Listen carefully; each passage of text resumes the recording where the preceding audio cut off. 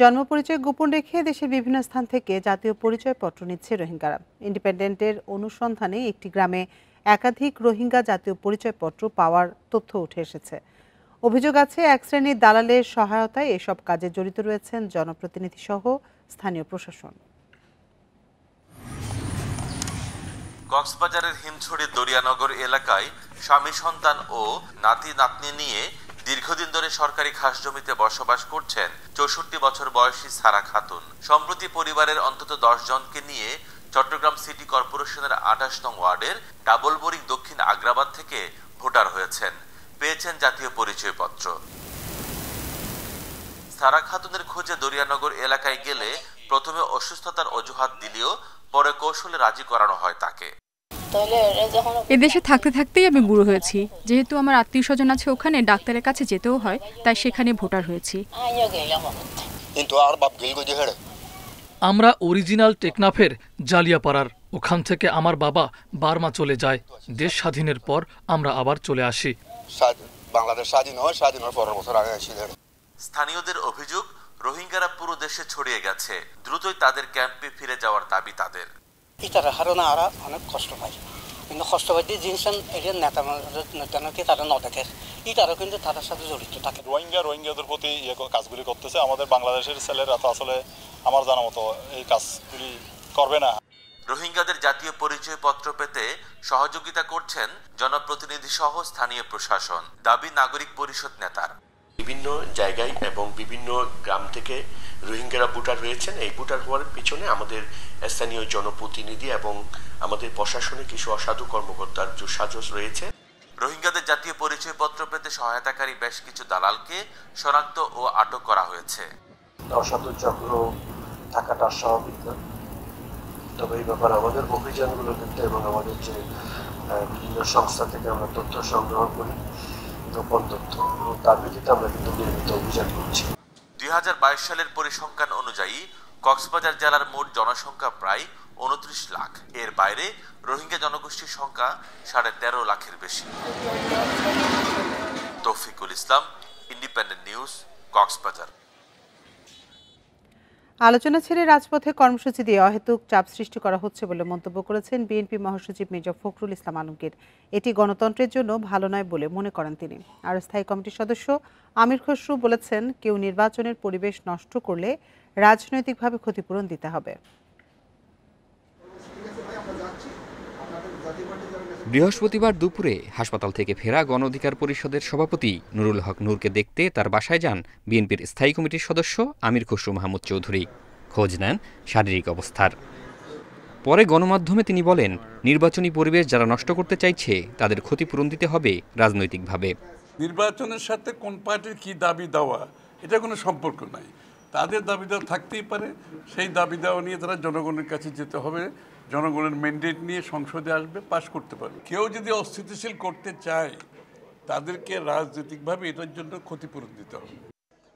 এদিকে শাহজালাল বিমানবন্দরে এক প্রশ্নের জবাবে মির্জা ফখরুল বলেন, পিআর পদ্ধতি কিংবা কোনো দল নিষিদ্ধ করার পক্ষে নয় বিএনপি। আমরা কোনো রাজনৈতিক দলকে নিষিদ্ধ করার পক্ষে নই, আমরা পিআরের পক্ষে নই, কারণ আমরা মনে করি যে বাংলাদেশের পিআরের কোনো প্রয়োজনীয়তা নাই। খুব পরিষ্কারভাবে আমি মনে করি যে এখানে যেটাই করা হোক সেটা জনগণের সমর্থনটা হচ্ছে সবচেয়ে বড় প্রয়োজন। সিঙ্গাপুর থেকে স্ত্রীর চিকিৎসা শেষে বৃহস্পতিবার সন্ধ্যায় দেশে ফেরেন মির্জা ফখরুল ইসলাম আলমগীর।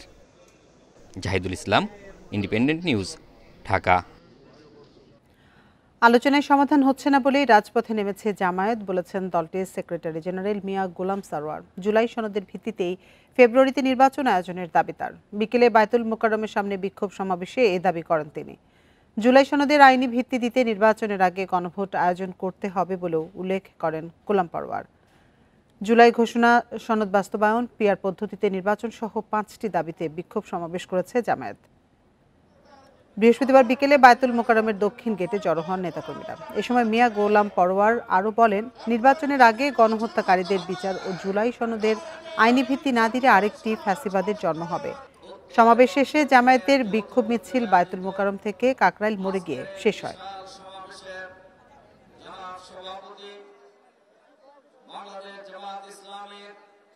ফেব্রুয়ারিতে নির্বাচন হতে হবে, তার আগে এই জাতীয় সংস্কারের আইনি ভিত্তি দিয়ে বাস্তবায়ন করতে হবে। কারাবন্দী জীবন যাপন করার বিনিময়ে বাংলাদেশের মানুষ ফ্যাসিবাদকে বিদায় করে নতুন বাংলাদেশ পেয়েছে। অনেকে বলছেন যে আপনারা আলোচনায় আছেন, আবার কেন আন্দোলনে যাচ্ছেন? এটাই হচ্ছে কারণ, আলোচনার টেবিলে যাচ্ছি কিন্তু সে আলোচনার সফলতার মুখ পাচ্ছি না। এই জুলাই সনদের আইনের ভিত্তি নিয়ে এই নির্বাচনী হতে হবে। ত্রয়োদশ সংসদ নির্বাচন সামনে রেখে প্রবাসী বাংলাদেশিদের নিবন্ধনের জন্য তৈরি হচ্ছে পোস্টাল ভোট বিডি অ্যাপ। নিবন্ধিতদের কাছে পাঠানো হবে postal ballot paper. EC senior সচিব আক্তার আহমেদ আরও জানান, নিবন্ধিত প্রবাসী ভোটার সহ দেশে নির্বাচনের কাজে নিয়োজিত কর্মকর্তা ও আইনি হেফাজতে থাকা ব্যক্তিরা পোস্টাল ব্যালটে ভোট দিতে পারবেন। পোস্টাল ব্যালট সংসদীয় আসনের সীমানা, রাজনৈতিক দল ও দেশি বিদেশি পর্যবেক্ষক সংস্থার নিবন্ধনের অগ্রগতি নিয়ে বৃহস্পতিবার দুপুরে ব্রিফিং করেন ইসির সিনিয়র সচিব আক্তার আহমেদ।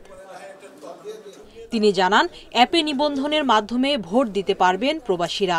নির্বাচনের নির্ধারিত দিনের আগেই পোস্টাল ব্যালট চলে যাবে প্রবাসীদের কাছে, যার সমন্বয়ে থাকবেন সংশ্লিষ্ট রিটার্নিং অফিসার। তবে কোনো প্রবাসী নিবন্ধনের পর দেশে এসে ভোট দিতে পারবেন না। অ্যাপের নামটা হচ্ছে পোস্টাল ভোট বিডি। অ্যাপটা এখনো পর্যন্ত লঞ্চ হয়নি, যেহেতু শিডিউলটা এখনো ঘোষণা হয়নি, সেজন্য আমরা তারিখটা নির্ধারণ করিনি। নিবন্ধন করেছে, কিন্তু আমি এখন দেশে আছি, আমি এখানে ভোট দেব, সেটা হবে না। নির্বাচনের প্রস্তুতি দেখতে আগামী 22 সেপ্টেম্বর কমিশনে আসবে ইউরোপীয় ইউনিয়নের প্রতিনিধি দল। সচিব জানান, নির্বাচনের সামগ্রীর মূল কেনাকাটা শেষ হচ্ছে চলতি মাসেই। সংসদীয় আসনের সীমানা পুনর্বিন্যাস নিয়ে ভাঙচুরের ঘটনা অনাকাঙ্ক্ষিত উল্লেখ করে এ বিষয়ে আদালতের উপর আস্থার কথা জানান তিনি। 14টা রিট হয়েছে বিভিন্ন জায়গা সম্পর্কে। এখন যেটা আদালতের এখতিয়ারাধীন বিষয়ে আমার মনে হয় যে কথা বলার এখতিয়ার, এটা সাবজুডিস হবে, আমার কথা বলার এখতিয়ার। আদালতে বিষয়টার প্রতি আমাদের যারা রিট করেছেন তারাও আদালতের প্রতি আস্থাশীল, আমরাও আদালতের প্রতি আস্থাশীল। নতুন দল ও পর্যবেক্ষক সংস্থার নিবন্ধন এবং অংশীজনদের সঙ্গে সংলাপের সময়সূচি আগামী সপ্তাহে কমিশনের সভায় চূড়ান্ত হবে বলেও জানান সচিব। আমরা আদালতের প্রতি শ্রদ্ধাশীল। সুলতানা জাহান মিতু, ইন্ডিপেন্ডেন্ট নিউজ, ঢাকা। কক্সবাজারের টেকনাফে পাহাড়ি নৌবাহিনী ও কোস্টগার্ডের অভিযানে অপহরণের শিকার নারী ও শিশুসহ 66 জনকে উদ্ধার করা হয়েছে। বৃহস্পতিবার রাতে বাহারছড়া ইউনিয়নের কচ্ছপিয়া পাহাড়ে অভিযান চালিয়ে তাদের উদ্ধার করা হয়। নৌবাহিনী জানায়, গোপন তথ্যের ভিত্তিতে কচ্ছপিয়া পাহাড়ে অভিযান চালানো হয়। এ সময় মানব পাচারকারী চক্রের বেশ কয়েকটি আস্তানার সন্ধান পায় তারা। পরে সেখানে নারী ও শিশুসহ 66 জনকে উদ্ধার করা হয়। এদের মধ্যে রোহিঙ্গা ও বাংলাদেশি নাগরিক রয়েছেন। এসব চক্র সদস্যরা অস্ত্রের মুখে সাধারণ মানুষকে অপহরণ করে মুক্তিপণ দাবি ও বিদেশে পাঠানোর প্রলোভন দিয়ে মানব পাচার করে আসছিল। পরিচয় শনাক্ত ও যাচাই বাছাই শেষে উদ্ধারকৃতদের পরিবারের কাছে হস্তান্তর করা হয়। ক্ষমতাচ্যুত আওয়ামী লীগ সরকারের প্রভাবশালী মন্ত্রী সাইফুজ্জামান চৌধুরী জাবেদ ও তার স্বজনদের নামে আমেরিকা, লন্ডন সহ বিশ্বের নানা দেশে থাকা 6 শতাধিক বাড়ি রাষ্ট্রের অনুকূলে জব্দের প্রক্রিয়া শুরু করেছে দুর্নীতি দমন কমিশন দুদক। ইতোমধ্যে সংশ্লিষ্ট দেশে পাঠানো সরকারি চিঠির পরিপ্রেক্ষিতে দুদকের কাছে প্রাসঙ্গিক আরও কিছু দলিলপত্র চেয়েছে বিদেশিরা। বিদেশে থাকা এসব সম্পদ উদ্ধারে আশাবাদী হলেও কতদিনে তা সম্ভব সেটা স্পষ্ট করতে পারছে না দুদক। 2016 থেকে 2021 এই 5 বছরে সাইফুজ্জামান চৌধুরী যুক্তরাষ্ট্র, যুক্তরাজ্য ও সংযুক্ত আরব আমিরাতে মোট 558টি বাড়ি কেনেন বলে দুদকের অনুসন্ধানে ধরা পড়েছে। দুদকের তদন্তে যুক্তরাজ্যে 330টি, দুবাইতে 228টি এবং যুক্তরাষ্ট্রে 10টি বাড়ি ও ফ্ল্যাট শনাক্ত হয়। এসব অবৈধ সম্পদের ব্যাপারে দুদক সংশ্লিষ্ট দেশগুলোকে চিঠি পাঠিয়ে ইতিবাচক সাড়া পায়, জানিয়েছেন কর্মকর্তারা। অপরাধ করে এগুলা সংগঠন করে টাকাগুলো নিয়ে গেছে, আমরা এগুলো প্রমাণ করতে তারা আমাদের কাছে এভিডেন্স চেয়েছে, আমরা সেই এভিডেন্সগুলো সংগ্রহ করতেছি এবং এটা পাঠালে তারা সেটা পর্যালোচনা করে সঠিক পেলে তারা ওদের দেশের যে কোর্ট আছে সেই কোর্টে এগুলো প্রেস করে দেন ওখান থেকে অর্ডার করে পরবর্তীতে দুই দেশের যে কর্তৃপক্ষ আছে তাদের সাথে সহযোগিতার মাধ্যমে জিনিসগুলো ফেরত আনার চেষ্টা করা হচ্ছে।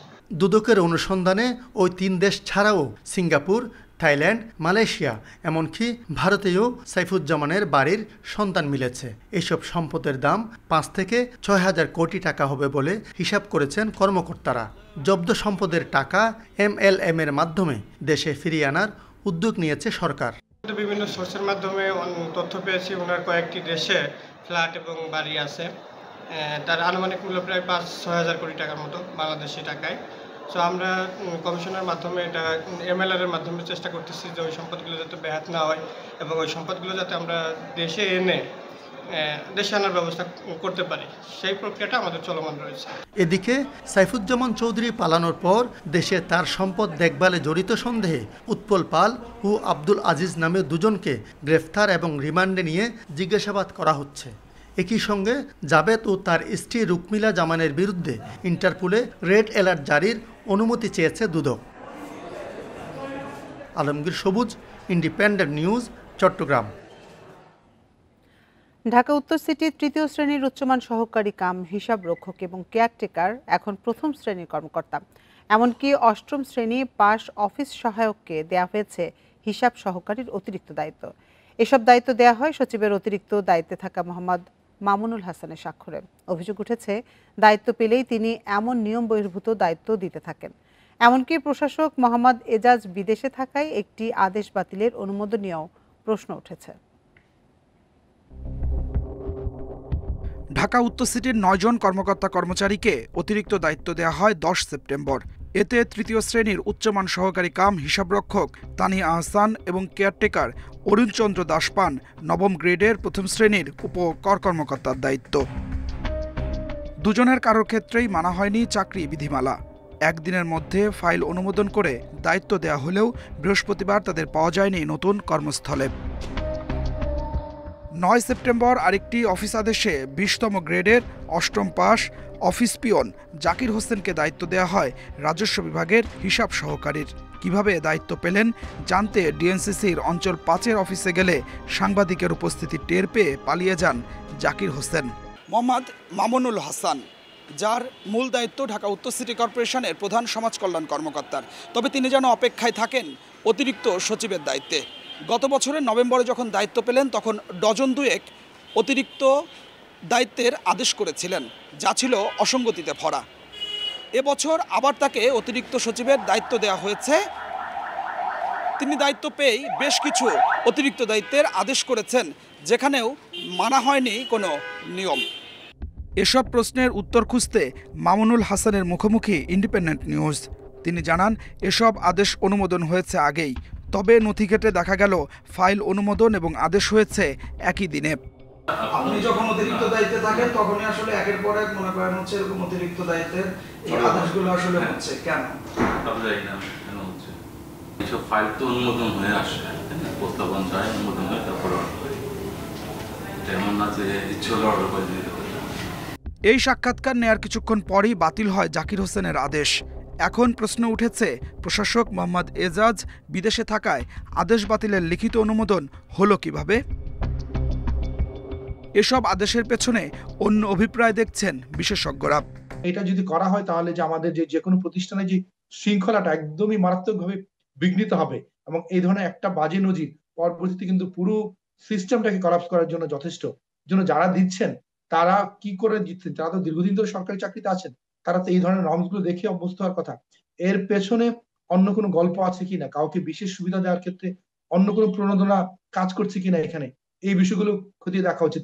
বিদেশে থাকা এসব বিষয়ে কথা বলতে যোগাযোগ করা হলেও বক্তব্য মেলেনি ডিএনসিসি প্রশাসকের। Adilur Rahman, Independent News, Dhaka. চট্টগ্রাম বিশ্ববিদ্যালয়ে ছাত্র সংসদ নির্বাচনে প্যানেল দিয়েছে ছাত্রদল, শিবির, প্রগতিশীল শিক্ষার্থী জোট ও ইসলামী ছাত্র আন্দোলন। শিক্ষার্থীদের আবাসন, যাতায়াত সমস্যার সমাধান ও নিরাপদ ক্যাম্পাসের প্রতিশ্রুতি সব প্যানেলের। বৃহস্পতিবার সব প্রার্থী মনোনয়নপত্র জমা দেন। যাচাই বাছাই শুরু হবে রোববার। বৃহস্পতিবার ছিল চাকসু নির্বাচনে মনোনয়নপত্র জমা দেওয়ার শেষ দিন। সকাল থেকেই মনোনয়ন জমা দিতে ভিড় করেন প্রার্থীরা। এদিন দুপুরে বুদ্ধিজীবী চত্বরে নিজেদের প্যানেল ঘোষণা করে ছাত্রদল। ভিপি পদে সাজ্জাদ হোসেন হৃদয়, জিএস সাফায়াত হোসেন এবং এজিএস পদে আইবুর রহমান তৌফিককে মনোনয়ন দেয় সংগঠনটি। আপাতত পূর্ণাঙ্গ প্যানেল ঘোষণা করলেও কৌশলগত কারণে জোট করার সম্ভাবনা উড়িয়ে দিচ্ছেন না নেতারা। যে চাকসু নির্বাচন আয়োজন হচ্ছে, আমি মনে করি যে এখানে ব্যক্তির জয় পরাজয় হচ্ছে আমরা এখানে যারা চাকসু কার্যকর করার জন্য আপনার সোচ্চার ছিলেন, এটা সকলেরই জয়। দুপুর 3টায় জারুলতলায় সম্প্রীতির শিক্ষার্থী জোট নামে প্যানেল ঘোষণা করে ছাত্র শিবির। শিক্ষার্থীদের দুর্ভোগ কমানোর প্রতিশ্রুতি তাদের। আমাদের দীর্ঘদিনের চাওয়া নিরাপদ ক্যাম্পাস, এরপর আমাদের শতভাগ আবাসন নিশ্চিত, আমাদের স্বস্তিকর একটি যাতায়াত ব্যবস্থা প্রতিষ্ঠা করা, এই অধিকারগুলো আদায় করার মাধ্যমে শিক্ষার্থী ভাই বোনের দীর্ঘদিনের যে প্রাপ্তি তা পূরণ করতে পারবে ইনশাআল্লাহ। বিকেল 5টায় প্যানেল দেয় প্রগতিশীল শিক্ষার্থীদের জোট বৈচিত্র্যের ঐক্য। ধর্ম, বর্ণ, জাতি, গোষ্ঠী নির্বিশেষে সবার জন্য এই জোট কাজ করবে বলে জানান প্রার্থীরা। জনগণকে তাদের যে গণতান্ত্রিক অধিকার সেগুলো থেকে বঞ্চিত করছে, মৌলিক অধিকার সেগুলো থেকে বঞ্চিত করছে। সুতরাং এই ঐক্যের শক্তির মধ্য দিয়ে এই যে বিভাজনের রাজনীতি আসলে টিকবে না, আমরা আসলে এটাই প্রতিষ্ঠা করতে চাই। এর বাইরে ইসলামী ছাত্র আন্দোলনও প্যানেল দিয়েছে। যাচাই বাছাই শেষে চূড়ান্ত প্রার্থী তালিকা 25 সেপ্টেম্বর এবং ভোট 12 অক্টোবর। অনুপম শীল, ইন্ডিপেন্ডেন্ট নিউজ, চট্টগ্রাম। জমে উঠেছে রাকসু প্রচার প্রচারণা, চলছে রাতভর। প্রার্থীরা ছুটছেন ভোটারদের দ্বারে দ্বারে, দিচ্ছেন নানা প্রতিশ্রুতি। শিক্ষার্থীরা বলছেন কোনো প্রলোভন নয়, তাদের অধিকার আদায়ের কাজ করবেন এমন প্রার্থীকে নির্বাচিত করতে চান তারা। নির্বাচন কমিশন বলছে প্রভাবমুক্ত স্বচ্ছ ভোট আয়োজনে প্রস্তুত তারা। ভোটের সময় যত ঘনিয়ে আসছে, রাকসুর নির্বাচনী প্রচারণার গতিও যেন বাড়ছে। প্রার্থীরা ছুটছেন ভোটারদের কাছে। 3 দশকের বেশি সময় প্রতিনিধি নির্বাচনের সুযোগ পাননি শিক্ষার্থীরা।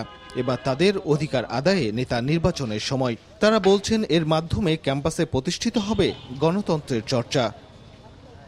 শিক্ষার্থী বান্ধব একটা নেতৃত্ব অবশ্যই হবে এবং আমরা যে স্টুডেন্টরা আছি আমাদের স্টুডেন্টদের কথা শুনবো। যে কোনো কারণে আধিপত্য হোক বা যে কোনো কারণে হয়েছে, বাট আমরা এখন আশা রাখতেছি যে রাকসু হওয়ার পরে হয়তো বা এগুলো চেঞ্জ হবে।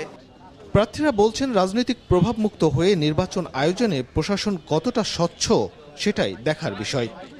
কোনো কালো অধ্যায় যেন রচিত না হয়, সাধারণ শিক্ষার্থীদের অধিকার আদায়ে যেন ছাত্র প্রতিনিধিরা কাজ করে, এই নিয়েই তাদের বেশিরভাগ তাদের চাওয়া পাওয়া। কিভাবে একটা সুষ্ঠু নিরপেক্ষ নির্বাচন করা যায় সেটা যেন অবশ্যই প্রশাসন খেয়াল রাখে এবং সেটার জন্য যাবতীয় প্রস্তুতি, যেহেতু সময় আছে এখন থেকেই সেগুলো শর্ট অ্যানালাইসিস করে যাবতীয় প্রস্তুতি নেওয়া দরকার। আপনারা যদি আমাদেরকে নির্বাচিত করেন, আমরা ওই জায়গায় রাকসুতে গিয়ে আপনার কণ্ঠস্বর হয়ে আমরা কথা বলবো।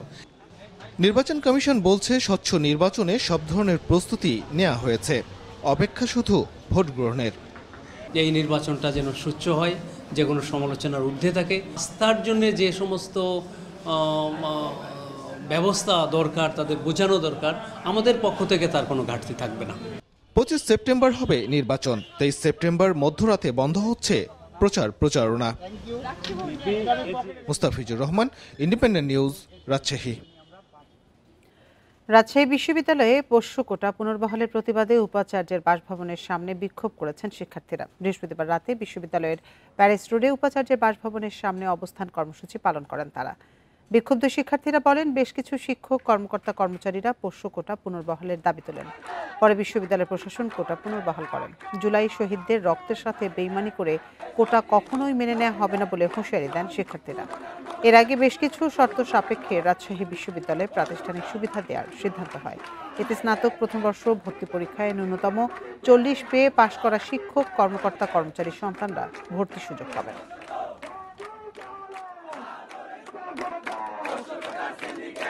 প্রশাসন যে পোষ্য কোটা ফিরে নিয়ে আসতেছে, এই পোষ্য কোটার বিরুদ্ধে আমরা জিরো টলারেন্স ঘোষণা করছি। এই মীমাংসিত একটা ইস্যুকে আবার কোনোভাবে ফিরে আনতে আমরা দিব না। তারা কেন পোষ্য কোটার আশ্রয় নিবে এখানে ভর্তি হওয়ার জন্য? যেহেতু 24-এর পরে বাংলাদেশে কোটা নামক কোনো ওয়ার্ডই থাকবে না, সেখানে কেন প্রশাসন আবার এটা ফিরিয়ে আনবে? এবছর অমর একুশে বইমেলা শুরু হবে 17 ডিসেম্বর, চলবে 2026-এর 17 জানুয়ারি পর্যন্ত। নির্বাচন ও রমজানের কারণে এই সিদ্ধান্ত নেওয়া হয়েছে। এক সংবাদ বিজ্ঞপ্তিতে কথা জানিয়েছে বাংলা একাডেমি। বিজ্ঞপ্তিতে বলা হয়, বৃহস্পতিবার বিকেলে বাংলা একাডেমির শহীদ মুনীর চৌধুরী সভাকক্ষে অমর একুশে বইমেলা 2026-এর তারিখ নির্ধারণ সংক্রান্ত এক সভা অনুষ্ঠিত হয়। সভায় আসন্ন জাতীয় সংসদ নির্বাচন ও পবিত্র রমজানের পরিপ্রেক্ষিতে অমর একুশে বইমেলা আগামী 17 ডিসেম্বর 2025 থেকে 17 জানুয়ারি 2026 পর্যন্ত নির্ধারণ করা হয়। এতে সভাপতিত্ব করেন সংস্কৃতি বিষয়ক মন্ত্রণালয়ের সচিব মোহাম্মদ মফিদুর রহমান। এছাড়া বাংলা একাডেমির মহাপরিচালক অধ্যাপক মোহাম্মদ আজম একাডেমির সচিব, পরিচালক এবং বাংলাদেশ পুস্তক প্রকাশক ও বিক্রেতা সমিতির প্রতিনিধিরা উপস্থিত ছিলেন।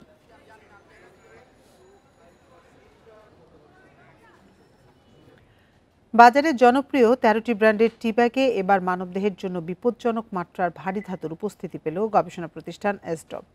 দেশি বিদেশি ল্যাবে পরীক্ষায় দেখা গেছে লেড, মার্কারি, ক্রোমিয়াম, ক্যাডমিয়াম ও আর্সেনিকের উপস্থিতি সহনশীল মাত্রার চেয়ে 10 থেকে 50 গুণ বেশি। এমনকি তেজস্ক্রিয় উপাদান ইউরেনিয়াম ও থোরিয়ামের উপস্থিতিও মিলেছে। মানবদেহের স্বাস্থ্য ঝুঁকি বিবেচনায় প্লাস্টিক ও পেট টি ব্যাগ নিষিদ্ধের তাগিদ গবেষকদের। সুগন্ধ, স্বাদ ও সতেজতায় বাঙালির জনপ্রিয় পানীয় চা। দেশের বাজারে বিক্রি হওয়া টি ব্যাগে দেখা দিয়েছে স্বাস্থ্য ঝুঁকি। মানবদেহের জন্য ক্ষতিকর উপাদান পাওয়া গেছে বিভিন্ন প্রতিষ্ঠানের টি ব্যাগে। বৃহস্পতিবার এক সংবাদ সম্মেলনে এ তথ্য জানিয়েছে environment and social development organization ESDO. 8 মাসেরও বেশি সময় ধরে গবেষণায় বাজারের জনপ্রিয় Finlay, Tetley, Lipton, Ispahani, Ceylon সহ 13টি ব্র্যান্ডের বেশ কিছু নমুনা দেশি বিদেশি ল্যাবে পরীক্ষা করা হয়। সবচেয়ে বেশি high concentration heavy metal detect হয়েছে আমাদের টি ব্যাগের প্যাকেজিং ম্যাটেরিয়ালটাতে, যেখানে লেড হচ্ছে আমরা পেয়েছি আপ টু 51 ppm, যেখানে আমাদের পারমিসিবল লিমিট হচ্ছে 5 ppm, ক্যাডমিয়াম হচ্ছে 83 ppm, যেখানে লিমিটটা 1 ppm। প্রতিষ্ঠানটি জানায় সীসা, ক্যাডমিয়াম, মার্কারি ও পারদ মস্তিষ্কের ক্ষতি, আচরণের সমস্যা, হৃদযন্ত্র ও প্রজনন স্বাস্থ্যে প্রভাবসহ নানা জটিলতা তৈরি করে। এই পেপারটাও কিন্তু কেমিক্যাল মুক্ত না, অর্থাৎ চায়ের যে যদি পেপারের টি ব্যাগ হয় এটাও কিন্তু কেমিক্যাল কন্টামিনেটেড, অর্থাৎ ওই প্রক্রিয়ার মধ্যে দিয়ে কিন্তু ওই পেপারটা থেকে ব্যাগটা তৈরি করা হয়। সংবাদ সম্মেলনে ছিলেন বাংলাদেশ চা বোর্ড, বিএসটিআই, নিরাপদ খাদ্য কর্তৃপক্ষ ও পরিবেশ অধিদপ্তরের কর্মকর্তারা। ভারী ধাতুর স্বাস্থ্য ঝুঁকি বিবেচনায় নিয়ে প্রয়োজনীয় ব্যবস্থা নেওয়ার আশ্বাস তাদের। সকল রিসার্চের ডকুমেন্ট আমাকে টিবোর্ডের কাছে পাঠায়, টিবোর্ড সবগুলো নিয়ে আমাদের যে রিসার্চ প্যানেল আছে বা আমাদের রিসার্চ যে ইনস্টিটিউট আছে তাদেরকে এটা আমরা ডেফিনেটলি টেস্ট করব। আমাদের যতটুকু কাজ করার কথা ছিল সেটা আমরা আসলে করতে পারতেছি না, তো সেটার জন্য যেমন সমন্বয় দরকার, সব দিক মানে সবার পক্ষ থেকে চাপ বাড়ানো দরকার সত্যিকার অর্থে, বাট ডেভেলপ হচ্ছে। সাম্প্রতিক এক জরিপ মতে দেশের 55% মানুষ প্রতিদিন 2 কাপ চা পান করে, আর 27% মানুষ 4 কাপের বেশি চা পান করে। Buddhadeb Kundu, independent News, Dhaka. নারায়ণগঞ্জে 224টি মণ্ডপে চলছে দুর্গাপূজার প্রস্তুতি। শেষ সময় প্রতিমা তৈরিতে ব্যস্ত সময় পার করছেন কারিগররা। এর মধ্যে মণ্ডপের 80% কাজ শেষ হয়েছে। বাঁশ, কাঠ আর কাদা দিয়ে দুর্গা দেবীর সাথে তৈরি হচ্ছে লক্ষ্মী, সরস্বতী, কার্তিক ও গণেশ। অপ্রীতিকর ঘটনা এড়াতে মাঠে থাকবে যৌথ বাহিনী। শিল্পীর নিপুণ হাতের শৈল্পিক ছোঁয়ায় ফুটিয়ে তোলা হচ্ছে দেবী দুর্গার রূপ। প্রতিমায় ভরে উঠছে প্রতিটি মণ্ডপ। দুর্গাপূজা উপলক্ষে প্রতিমা সাজাতে ব্যস্ত নারায়ণগঞ্জের প্রতিমা শিল্পীরা। আগামী পঞ্চমীতে আর কি আমাদের ডেলিভারি, আশা করি যত কষ্টই হোক আর কি আপনার এই সময়তে আমরা কমপ্লিট দিতে পারবো। দিন রাত কষ্ট করে মায়ের প্রতিমাটা আমরা সম্পূর্ণ করতে পারলে আমাদের মনে অনেক আনন্দময় লাগে আর কি। বাঁশ, কাঠ, খড়, পাট ও বিভিন্ন ধরনের মাটি এবং রং দিয়ে প্রতিমা তৈরি করেন কারিগররা। প্রতিমা তৈরিতে খরচ হয় 60 থেকে 70 হাজার টাকা। তবে সরঞ্জামের দাম বাড়া ও পরিশ্রমের তুলনায় ন্যায্য মূল্য না পাওয়ায় হতাশ কারিগররা। মৃৎশিল্প কাজে কাজ করতে যে র মেটেরিয়ালসগুলো লাগে আমাদের, কিন্তু এগুলোর দাম অত্যাধিক, কিন্তু সেই অনুপাতিক হারে আমাদের কাজের পারিশ্রমিক আমরা পাই না। অপ্রীতিকর ঘটনার শঙ্কা নেই জানিয়ে বাংলাদেশ পূজা উদযাপন পরিষদ বলছে, বিভিন্ন রাজনৈতিক দলের সাথে বৈঠক হয়েছে, মিলেছে সব ধরনের সহযোগিতার আশ্বাস। সমস্ত রাজনৈতিক দলদেরকে নিয়েই কিন্তু আমরা মিটিং করেছি এবং তারা সবাই প্রতিশ্রুতিবদ্ধ যে আমাদের এই পূজাটা, সার্বজনীন এই দুর্গোৎসব যাতে সুন্দর সুষ্ঠুভাবে হয় সেই লক্ষ্যে তারা কিন্তু আমাদের সাথে আছে। এদিকে প্রশাসনের পক্ষ থেকে পূজায় 4 স্তরের নিরাপত্তা ব্যবস্থা নেওয়া হয়েছে। অপ্রীতিকর ঘটনা এড়াতে মাঠে থাকবে যৌথ বাহিনী। কমিটির সদস্য যারা আছে, রাজনৈতিক দল থেকে শুরু করে বিভিন্ন সংগঠন আছে, তাদেরকে আমরা নিরাপত্তার কাজে সম্পৃক্ত হওয়ার আহ্বান জানিয়েছি। তারা আমাদের সাথে একাত্মতা ঘোষণা করেছে এবং বলেছে যে এটা এই উৎসব কোনো বিশেষ গোষ্ঠী না, বিশেষ ধর্মের না, এটাকে সফল করার জন্য বা উৎসবমুখর করার জন্য আমরাও পরিশ্রম করব, আমরাও কাজ করব। 21 সেপ্টেম্বর মহালয়ার মধ্য দিয়ে দুর্গাপূজার আনুষ্ঠানিকতা শুরু হবে।